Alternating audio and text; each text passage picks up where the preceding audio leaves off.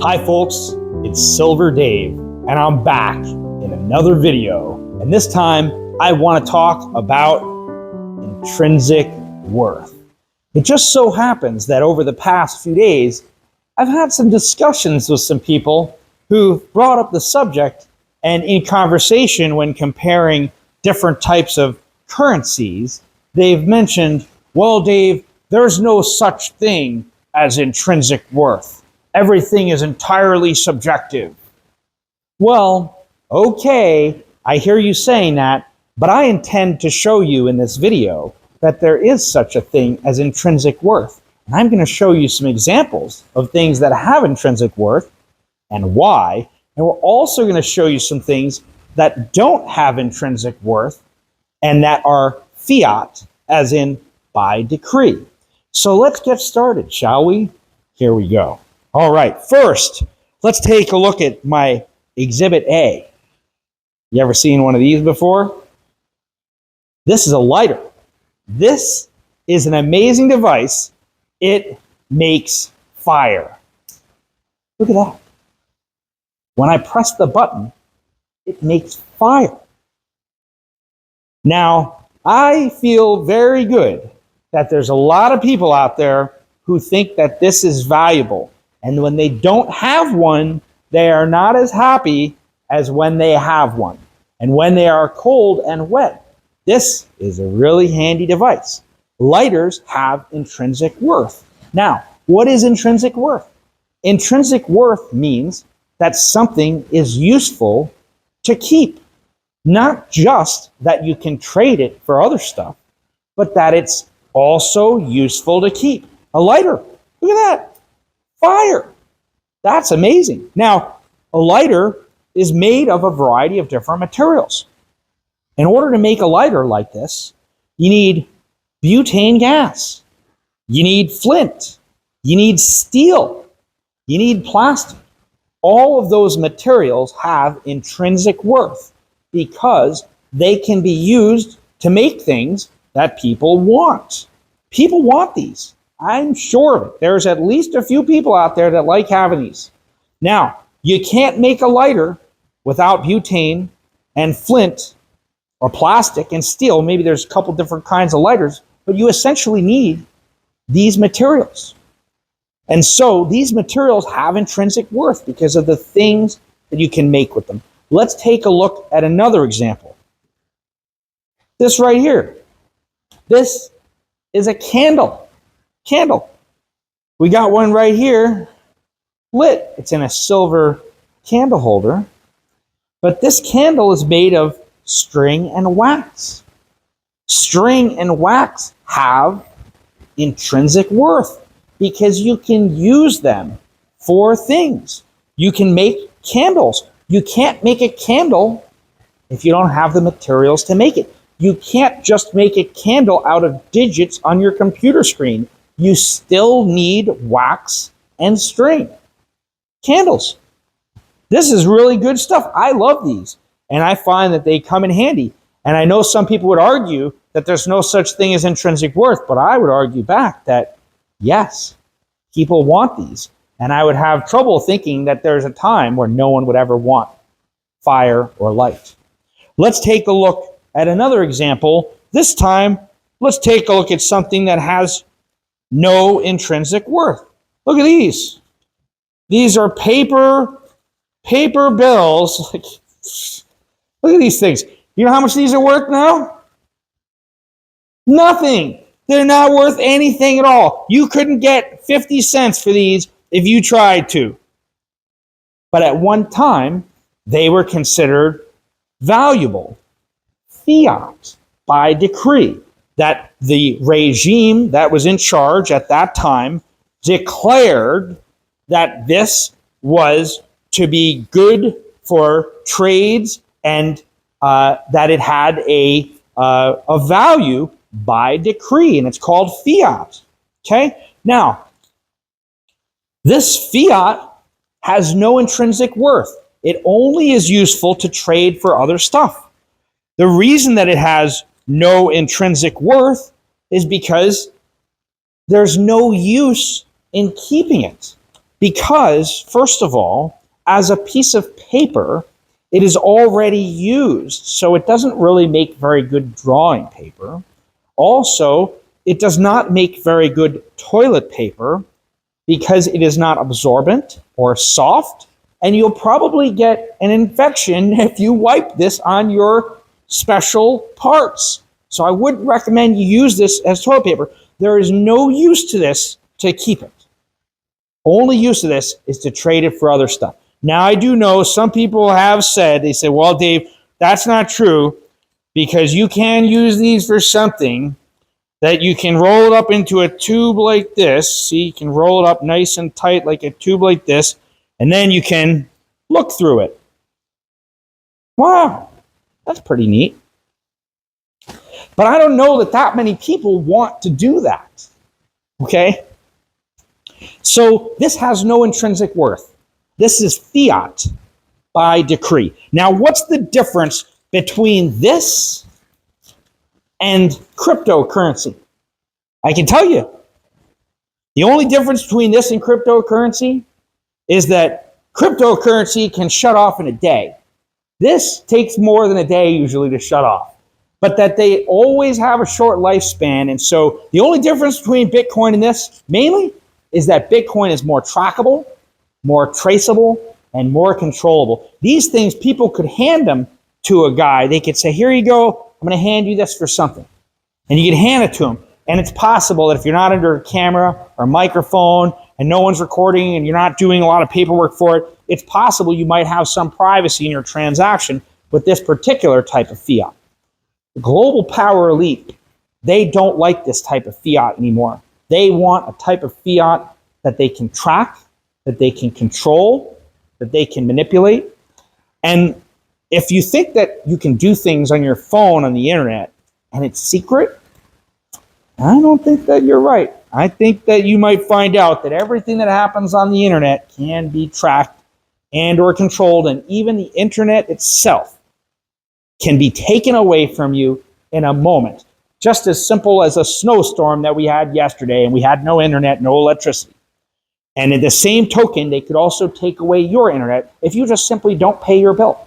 But maybe you pay your bill, but maybe they demand that you take a medical procedure. And if you don't take the medical procedure, you can't get your digital ID. And if you can't have a digital ID, you can't pay the digital currency to pay for your phone bill. And guess what? No more phone. Okay? Let's take a look at something else. Because people said, they're like, Dave, well, but silver and gold are just shiny rocks. Well, first of all, they're not rocks. But second of all, many rocks are used to make the things that you love and enjoy, including modern technology. So all kinds of rocks and substances, but silver, gold, and copper are immensely useful and they're infinitely reusable. So let's take a look at some examples of things that use silver and gold. Hey, what's this? Well, you probably like crap talking on social media. And if you like to do that, well, you need a phone or a device. And guess what?